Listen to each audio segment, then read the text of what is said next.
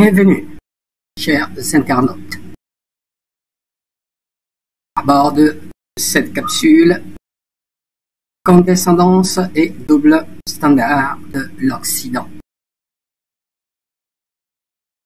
Avant tout, passons au visionnage du vidéoclip suivant.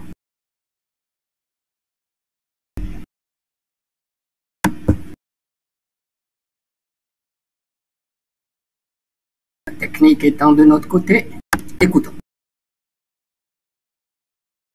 Si l'Afrique n'apporte pas son identité dans la gestion des affaires mondiales, je pense que ça ne sert à rien d'être content que l'Afrique est autour de la table, mais là autour de la table pour faire quoi? Si elle ne dit pas ce qu'elle doit dire, si elle ne parle pas au nom de nos populations, si elle ne dénonce pas, parce qu'aujourd'hui, certaines de nos organisations sont là pour perpétuer des systèmes néocoloniaux. C'est pas acceptable. C'est pas pour ça qu'on les a établis. Donc je pense que donc ça c'est le premier point, la double crise multilatérale et aussi l'instrumentalisation de ces organisations internationales, y compris au niveau du Conseil de sécurité ou d'autres organisations. On a vu, la Libye a été attaquée avec une autorisation du Conseil de sécurité des Nations Unies. 10 ans après, on a le problème, ça a déstabilisé tous nos pays. Donc souvent, on se demande si ces organisations même ne sont pas là pour maintenir, entretenir la menace, pour justifier leur existence et voiler leur inefficacité souvent.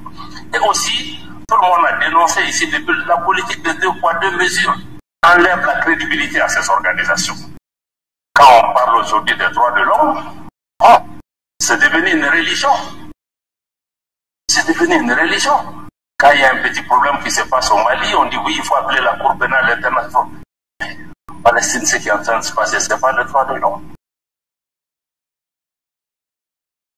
Bien, nous allons écouter une deuxième fois Son Excellence Abdoulaye Diop. Si l'Afrique n'apporte pas son identité dans la gestion des affaires mondiales, je pense que ça ne sert à rien d'être content que l'Afrique est autour de la table, mais là autour de la table pour faire quoi? Si elle ne dit pas ce qu'elle doit dire, si elle ne parle pas au nom de nos populations, si elle ne dénonce pas, parce qu'aujourd'hui, certaines de nos organisations sont là pour perpétuer des systèmes néocoloniaux. C'est pas acceptable. C'est pas pour ça qu'on les a établis. Donc je pense que donc ça c'est le premier point, la double crise multilatérale et aussi l'instrumentalisation de ces organisations internationales, y compris au niveau du Conseil de sécurité ou d'autres organisations. On a vu, la Libye a été attaquée avec une autorisation du Conseil de sécurité des Nations Unies. 10 ans après, on a le problème, ça a déstabilisé tous nos pays.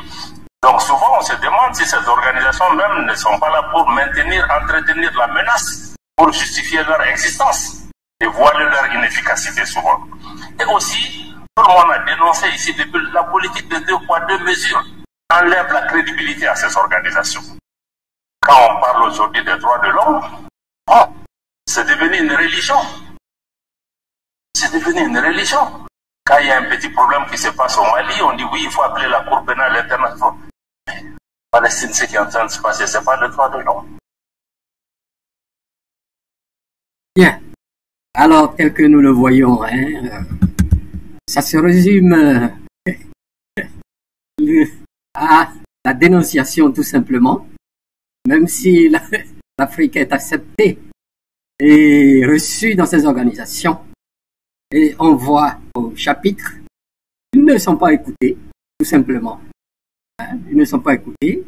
Et ensuite, l'instrumentalisation des règlements, des règles, donc qui s'appliquent dans le monde entier par ces organisations internationales.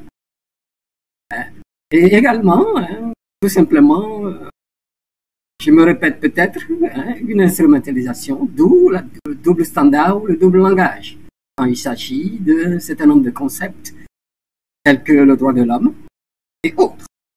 Le droit de l'homme et autres. Alors, passer cette étape, comme à l'accoutumée, quand j'écoute ces déclarations justes, correctes, je me pose la question. que je partage avec vous, y compris mes réponses. Les vôtres, vous allez les partager avec moi.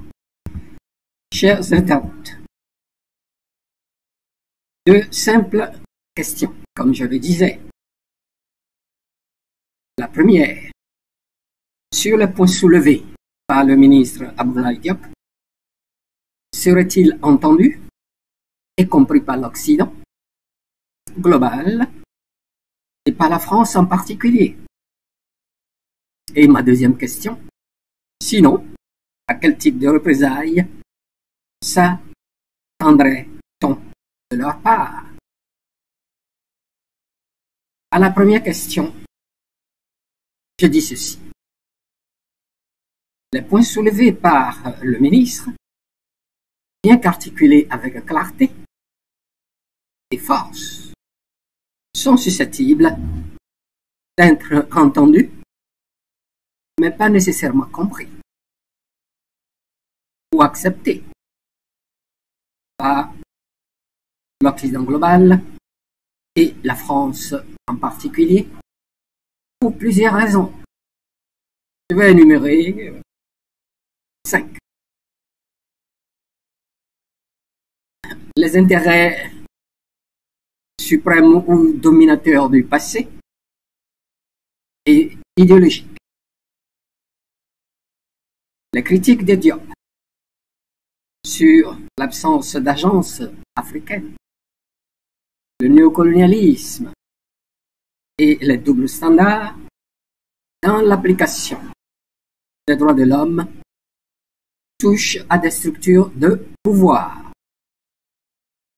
suprême, de domination et à des narratifs historiques profondément ancrés.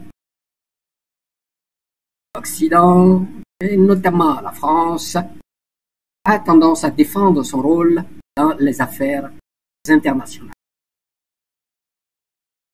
comme étant bienveillant et nécessaire,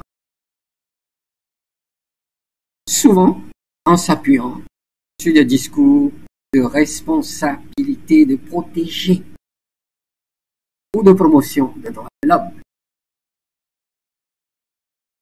Ces discours sont souvent perçus comme légitimes par les Occidentaux, même lorsqu'ils sont contestés par des acteurs comme M. Diop et les panafricains.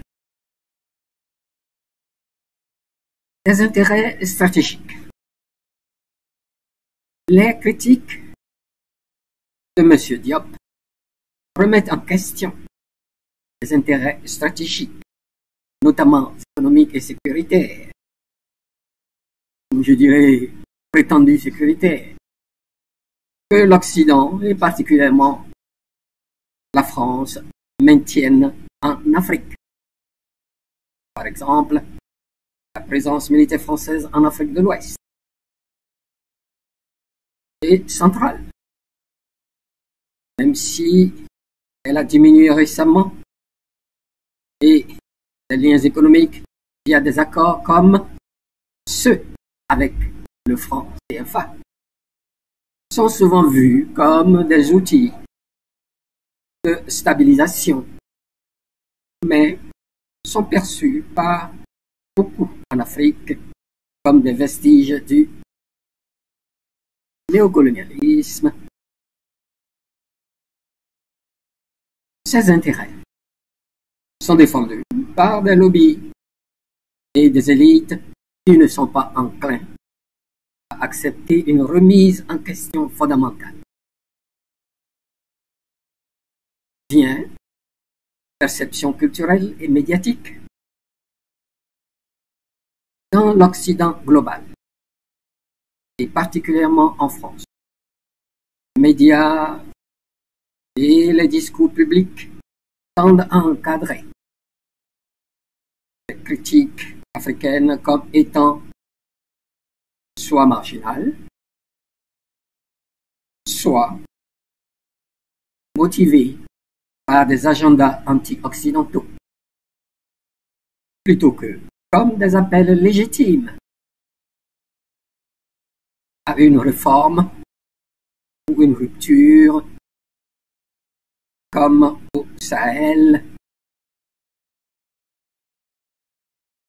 Cela est exacerbé par des stéréotypes persistants d'Afrique, qui est souvent dépeint comme un continent en crise plutôt qu'un acteur autonome avec des perspectives valides. Dialogue limité. Il y a un manque de plateforme efficace pour un dialogue. Je passe à la page de garde.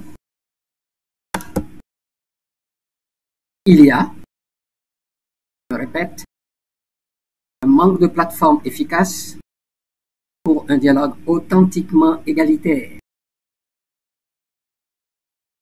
entre l'Afrique et l'Occident. Souvent, dans les forums internationaux, comme l'ONU, et ses dérivés sont souvent dominés par des puissances occidentales, limitant la capacité des voix africaines à être pleinement entendues, comprises. En résumé, bien que les points soulevés dans ce clip puissent être entendus,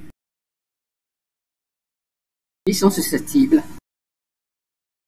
d'être interprétés à travers un prisme qui minimise leur validité ou la rejette comme étant idéologiquement motivée, plutôt que compris comme une critique légitime.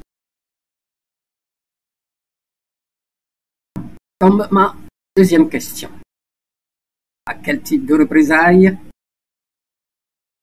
s'attendrait-on de leur part?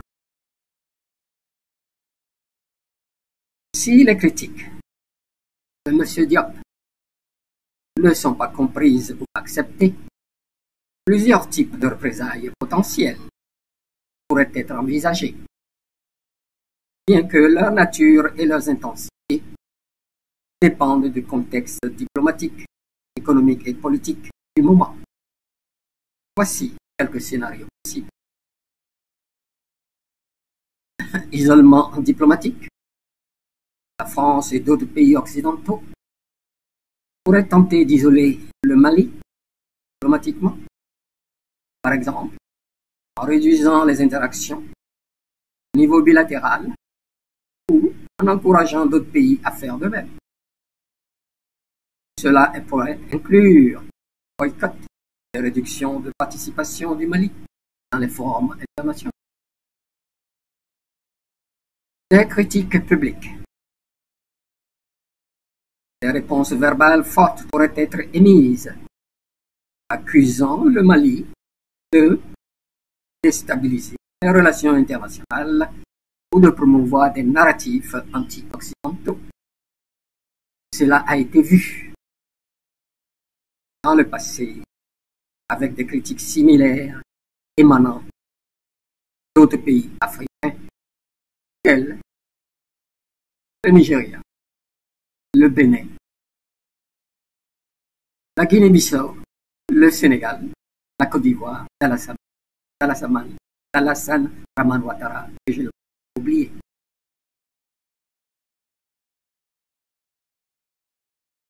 Les sanctions économiques, réduction de l'aide, surtout l'aide au développement au Mali, puis les pressions sur les institutions financières telles que la Banque mondiale, le FMI et leurs dérivés, ou également des campagnes médiatiques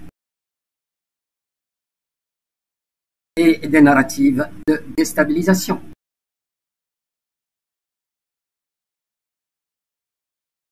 Pourraient être lancées en les dépeignant comme des autocrates ou des agents de puissances étrangères.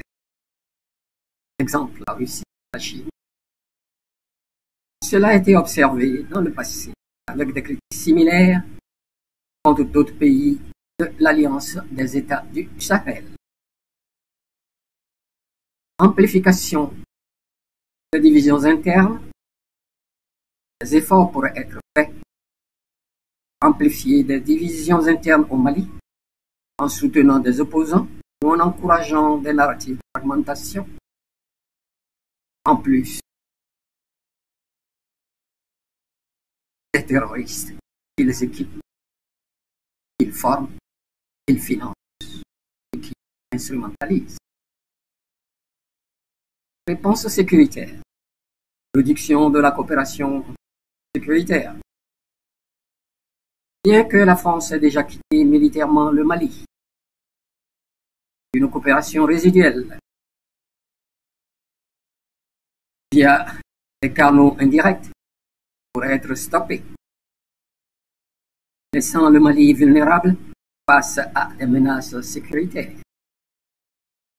Bien que cela puisse aussi pousser le Mali à renforcer ses partenariats avec d'autres acteurs comme la Russie, la Turquie et bien d'autres non occidentaux. Soutien, comme je le disais, à des groupes terroristes, à des opposants. Soutenir des groupes ou des mouvements opposants dans des pays critiques, bien que cela soit moins probable aujourd'hui en raison de la consolidation du pouvoir au Mali, surtout dans l'Alliance des États du Sahel. Et bien sûr, toujours la méfiance croissante vis-à-vis de telles interventions. Des pressions indirectes via des partenaires. France et l'Occident pourraient exercer des pressions via des partenaires régionaux ou internationaux. Par exemple, en encourageant des pays comme le Sénégal, la Côte d'Ivoire, le Nigeria, le Ghana, à adopter des positions critiques vis-à-vis du Mali et de la Confédération des États du Sahel en général. Chers internautes, heureusement que leurs représailles sont limitées par des facteurs tels que la diversification des partenariats par les États de l'Alliance du Sahel, l'opinion publique africaine plus conscientisée et soutien ferme de ses pouvoirs. Et, pour finir, le contexte géopolitique global en leur faveur. Premier exemple, c'est le mouvement naissant mais irrésistible des BRICS. Certaines organisations de la Caraïbe, de l'Amérique latine et de l'Asie qui tiennent à peu près le même langage. En conclusion, bien que les critiques de Diop, M. Diop, soient susceptibles d'être mal comprises ou rejetées par l'Occident, les représailles seraient probablement mesurées et indirectes, reflétant à la fois la réalité géopolitique actuelle et les limites de l'influence occidentale en Afrique. Chers internautes, que dites-vous? Mettez-les en commentaire. Merci de m'avoir écouté à la fin. Et à plus tard. N'oubliez pas d'appuyer sur le pouce vers le haut. Plus.